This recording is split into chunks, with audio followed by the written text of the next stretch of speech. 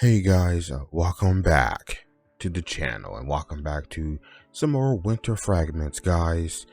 As you guys know, in the last episode, guys, I was sick and was unable to record, so I'm a little behind schedule with getting these videos out with winter fragments because I want to finish up. It's almost the end of January. I don't want to be playing this sometime in the middle of March. So guys, I'm probably going to be cutting down the episodes shorter.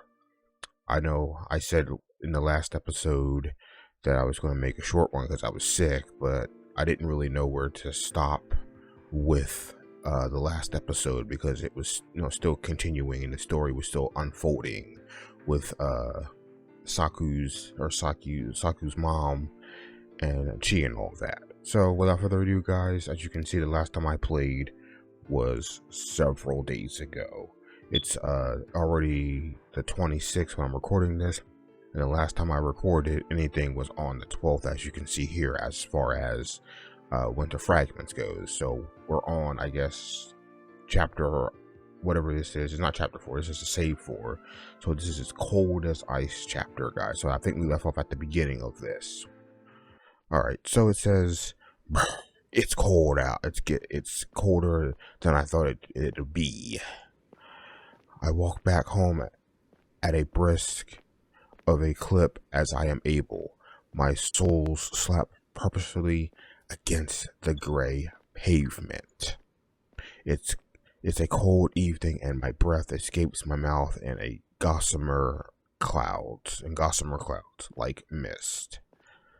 The breeze rubs my cheeks red, and the tip of my nose. She's only got one nose. She doesn't have tips. Of my nose is tingling. I hope it's not about to catch a cold. I hope I'm not about to catch a cold. At least it's a bit of an incentive to walk even faster, so I can get this over and done with. That's right. She was walking home, wasn't she, guys?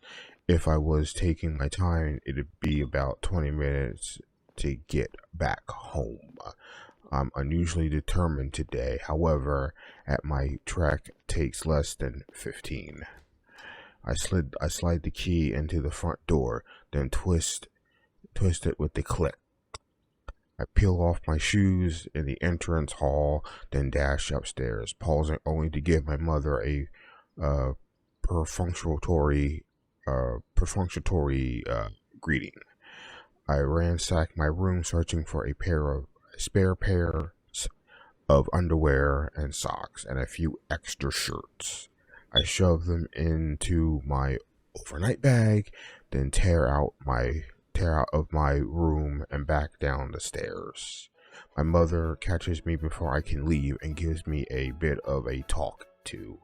She tells me, as she did on the phone, to behave myself when I'm at cheese and not cause any problems. I'm not sure that should not to cause any problems, not cause any problems. Would I, dear mother? You're not filling me with much hope, Saku. How rude. You should know I'm always on my best behavior when I'm around at Chi. Are you really? Really? I can prove it too. She's only threatened to decapitate me once since I've been at her place. My mother looks at me doubtfully.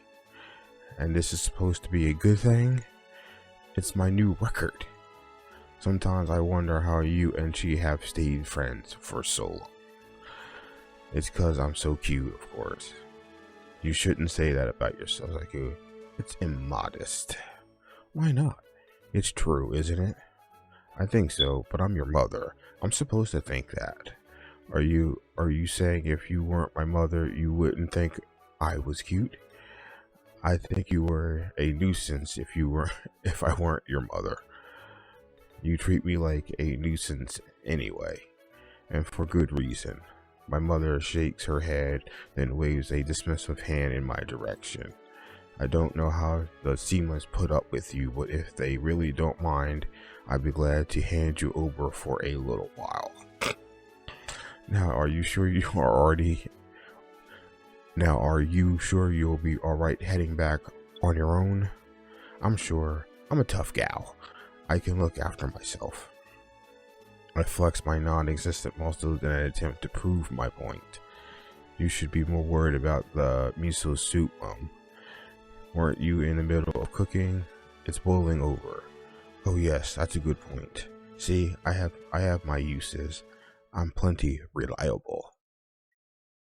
I give my mother a salute, this time which she returns not with a roll of her eyes as if it was her custom, but a smile.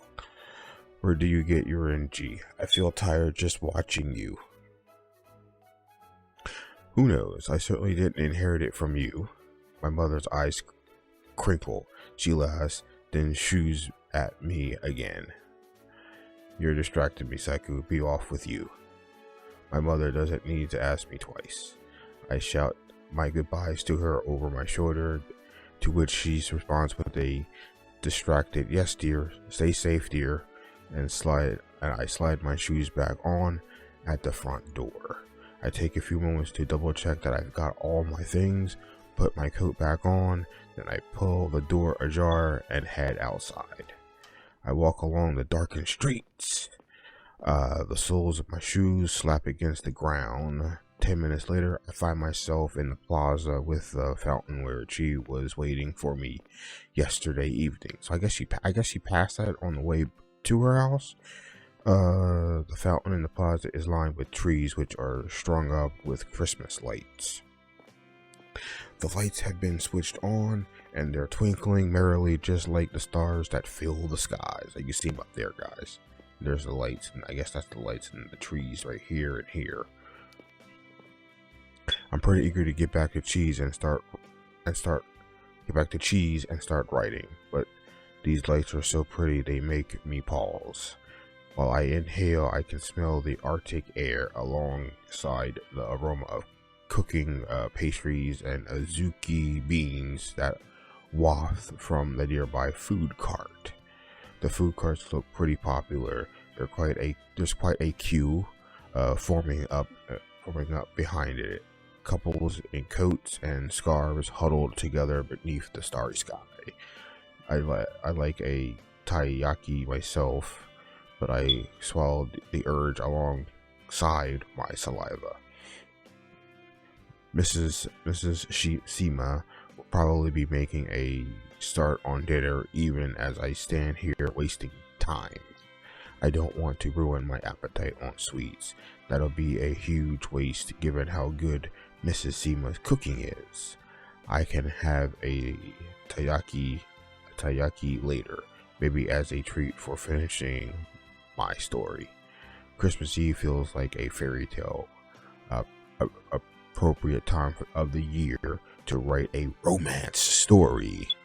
It's a holiday for lovers, and as the couples meander about the plaza can attest, it's a good deal more crowded than it was yesterday. It's a good deal crowded than it was yesterday, and most of the people I pass are in boy-girl pairs. Some look to be teenagers, while others must be university students, closer to sororities' age than mine. I bet the restaurants around here will be fully booked. The cinemas packed. People will be going out on dates all across town, while I'll be in Chee's girlish room, writing a sweet girlish love story. I won't be going out to a fancy restaurant or to the cinema, but I don't mind that. I don't want to go on a date with a boy. I'd far rather spend my Christmas Eve with Chi. Ooh, we're back.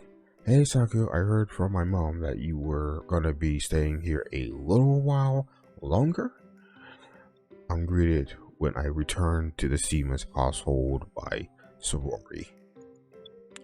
She's sitting at the bottom of the staircase putting on her boots. Must be going back to work again. For once, she isn't wearing her tracksuit, which makes me wonder. Yeah, I'm staying a bit more. Are you headed out to work, Sorori? I am indeed. I could be going out on a hot date right now, but no. I've gotta man the cash register instead. Talk about a happy Christmas Eve. Do you even have a date to go out with? I guess that throws another wrench in my plans, huh? What tipped you off I had work? Anyway, was it the outfit? Or the bored, dead-eyed look on my face like I want to croak? A little of column A and a little bit of column B. Sorry, last and finishes lacing up her boots. She gets to her feet. Her choppy hair is brushing her jawline and lopes over to me. I'll see you later, Saku. Have fun with Chi. I will. Oh, see, I told you I will, and I'll see you too. I hope you have a good time at work. I won't. Sorry shuffles the top of my head, then turns to leave. I guess she patted her on the head again. She closes the front door behind her, and the hall is soon plunged in silence. I hasten to remove my own shoes, which I line up by Chi's, then my coat and scarf, which I hang up on the peg next to hers. Then I head upstairs, my overnight bag locked over both shoulders. Man, it must be a big bag then. Wow. I don't see it on the thing here. Ideas have been brewing inside my head since I set off almost an hour ago, and I'm afraid if I don't hasten to write them down, they'll escape from my head. I need to pin down all these pesky ideas of mine so they can't get away. Get back here, ideas. I'm going to show them who's boss. I'm so enthused I yanked the door to Chi's bedroom open with too much force, so it bangs against the wall with a thud. Eek. That must be said. Chi was in the middle of coloring Sumeri's sprites on her PC, but my unsuspected entrance makes her jump. Her pen slides across her tablet, and a large pink line bisects Sumeri's head from her neck. Hey, I'm sorry, Chi. I hope I didn't break your concentration. You did, but it's too late to worry about that now. Chi undoes her last action with a scowl. The pink line disappears from her drawing, but so does an ample amount of shading about Sumeri's face. My bad. Chi, do you have to slam the door like that in my family's house? You could have taken the paint off the walls. I know. I already said I'm sorry. I laugh awkwardly while poking the tip of my index fingers together. But aren't you glad to see me again, Chi? Glad I might be a bit of an overstatement, but I'm happy you're alright, yes. You got back quicker than I thought you would. That's because I wanted to get right back down to writing. Yeah. You weren't running, were you? I was power walking. I thought your face looked a bit flushed, and your hair is all messy. My hair is always messy. That's true, I suppose. Well, if you don't mind, I won't judge you for it. Chi resumes work on Sumeri's sprite, while I deposit my bag on the floor and sit on Chi's bed. Chi's sketchbook is still lying there atop the covers where I left it. I flip it open, pick up my pen anew, and begin to write. I eat dinner later that evening with the Sima family, minus Sorori, who's at work. Mrs. Shima is cooking, as always. Cooking is, as always, utterly delicious. She prepares white rice and miso soup, which are everyday staples, but the star of the show has to be her hearty beef and potato stew. That's right, potato stew. The warm stew is perfect dish is a perfect dish to counter this cold weather. Each bite has a satisfying mouth feel, and it warms me from within. The cut of beef are thick and luxurious, and they're soaked full of flavor from the dashi stock. I guess that's like a some sort of beef stock. I guess is that the word for beef, guys out there? Dashi stock, because I know we have like beef stock, like we call it beef stock here in America. So is that the word for beef? And I'm guessing Japanese. Mrs. Sima has added carrots, onions, and shiitake mushrooms into the stew, which offers up a variety of interesting flavors. It's so good I could eat this forever. I'd like to draw the meal out of for as long as possible to better savor it, but I don't have enough self-control. I guess she's just numbing it up right now. It's not until I sit down at the dinner table that I discover how ravenously hungry I am. Writing might be a sedentary occupation, which I guess that means just sitting down all the time. That's what I do. I sit down all the time to record, but my work requires me to sit and move around, so it's a different thing. Surprisingly demanding. I've used my brain too much, and now it's starting to overheat, like an oven. Like, how is that possible? Anyway, I need protein, lots of it, so I can get back into the zone. So I probably needs a bunch of energy drinks, not a lot of food, right? I guess both of them are bad for you. I mean, if you eat too much, you get slightly larger. Then again, if you drink too many energy drinks, you still get slightly larger. I dig into my food with no small amount of enthusiasm as soon as I polish it, and soon polish it off. Well, I was gonna say also, guys, you don't want to eat too much. I don't condone obesity and eating and drinking things that are probably bad for you. So be careful with energy drinks. Only drink 3, and you should probably not do that again because it's probably bad for you. If you continue to drink 3 a day, 7 days a week, your heart will probably explode out of your chest, and I don't want blood all over my face, guys, so please don't do that.